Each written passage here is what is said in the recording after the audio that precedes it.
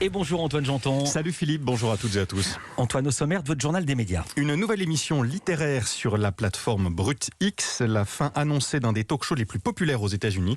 Et puis Éric Judor, tête d'affiche d'une série prévue l'an prochain sur Disney+.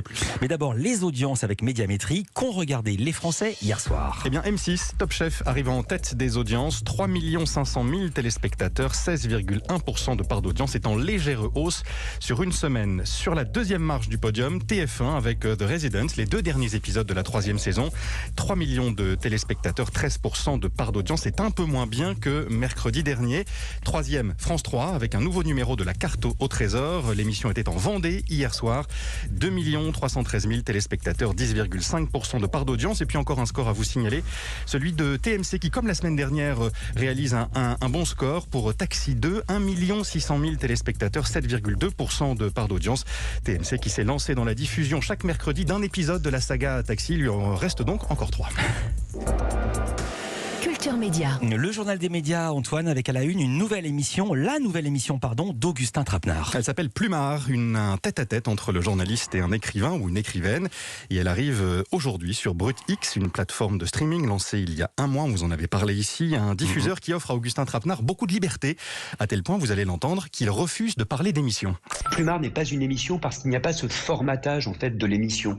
C'est-à-dire toujours le même temps, toujours la même périodicité. C'est plutôt une série de rencontres littéraires complètement libres qui mettent en avant, comme ce que je fais en fait pour toutes mes émissions, l'œuvre d'un artiste, une réflexion sur son art, mais également sa vision du monde, la façon dont il habite le monde. Ça me paraît être absolument central parce que la parole de l'artiste ne saurait être trop glamorisée, c'est-à-dire un petit peu, on invite des écrivains comme des paillettes, ne saurait être promotionnelle. On invite un écrivain simplement parce que son dernier livre vient de paraître, ou ne saurait être, et à mon sens c'est le plus important, superficiel. L'artiste a quelque chose à dire sur le monde et c'est l'occasion de le lui faire dire. Voilà, première artiste à dire ce qu'elle a à dire sur le monde, la journaliste et autrice Florence Aubenas. On la retrouve avec Augustin Trapenard assise sur un grand canapé de Chesterfield, un canapé dont le dossier peut s'abaisser et qui peut donc se transformer en lit, d'où le titre de cette série de rencontres, Plumard, mais ce n'est pas la seule raison.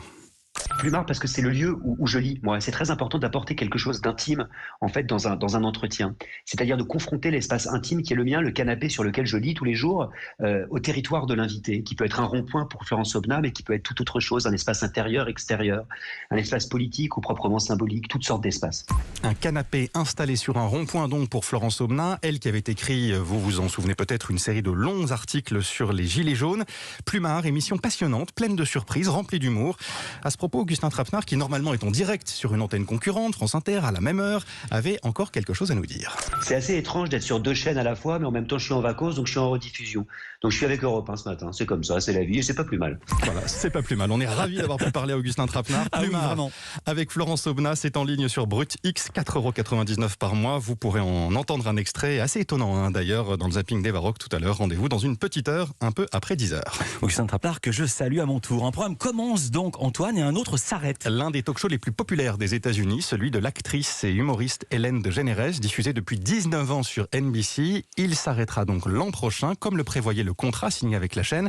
Cela dit, les audiences de l'émission se sont effondrées depuis l'été dernier, depuis que d'anciens membres de l'équipe de production avaient dénoncé une ambiance délétère et des comportements toxiques au sein de cette équipe, en opposition frontale avec l'image de l'émission dont le slogan est « Be kind, soyez gentils ».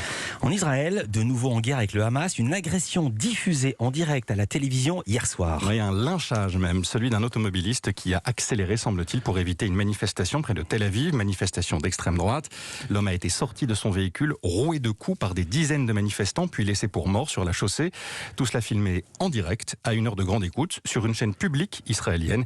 Il a ensuite été secouru et hospitalisé dans un état grave. L'Obs condamné en appel pour le licenciement abusif de son ancienne numéro 2. L'hebdomadaire va devoir payer 90 000 € à Aude Lancelin, licencié en mai 2016, peine identique à celle prononcée en première instance. La Cour d'appel de Paris a estimé que le licenciement de l'ex-directrice adjointe du journal était abusif, sans cause réelle et sérieuse. Et puis, une arrivée au journal Libération, Lorraine Provost devient directrice adjointe de la rédaction. Elle dirigeait jusque-là celle du HuffPost. Une tête d'affiche pour l'une des premières séries françaises produites par Disney+. Éric Judor, l'acteur, sera le héros de Weekend Family, comédie familiale de 8 épisodes. L'histoire d'un père de 3 enfants, nés de 3 mères différentes, dont la nouvelle femme va devoir s'occuper s'occuper de toute cette petite famille recomposée.